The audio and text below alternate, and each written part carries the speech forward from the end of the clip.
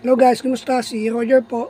Welcome back sa ating YouTube channel sa Roger's I Learn channel. Guys, ang video natin ngayon ay simpleng video lang. Ito ay basic lang. Maglalagay tayo ng breaker. Yan, ito. Magko-connect tayo ng mga wire sa ating breaker para sa setup. Ito ang ating enclosure. Tapos ito ang ating mga breaker. Lalagyan lang natin siya ng mga wire. Yan lang. Yan guys, simple lang ating video ngayon. Basic lang siya. Basta panoorin nyo lang guys.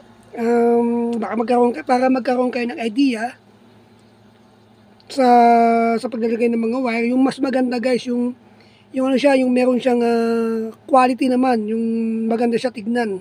Hindi yung basta paglalagay lang. Ngayon, i-continuous natin. Panoorin nyo lang guys.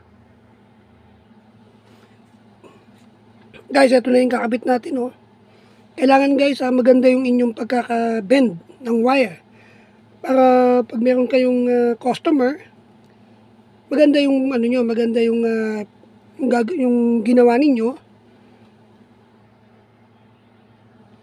Para kung sakasakali man, meron kayong recommendation mula sa kanila.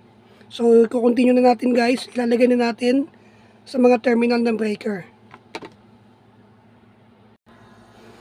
Ngayon guys, kung nahihirapan kayo install dahil masyadong masikip ang space niya sa taas, mahirapan kang ilagay ang mga wire, tanggalin mo muna yan. Tinanggal ko muna.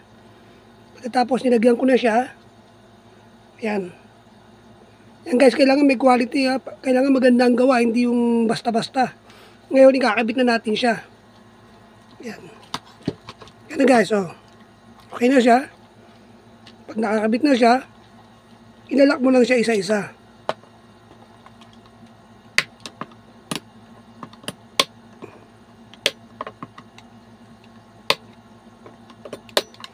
Yan, okay na guys. Tignan mo yan, no? Maglalagay lang tayo ng power supply. Install na natin at okay na.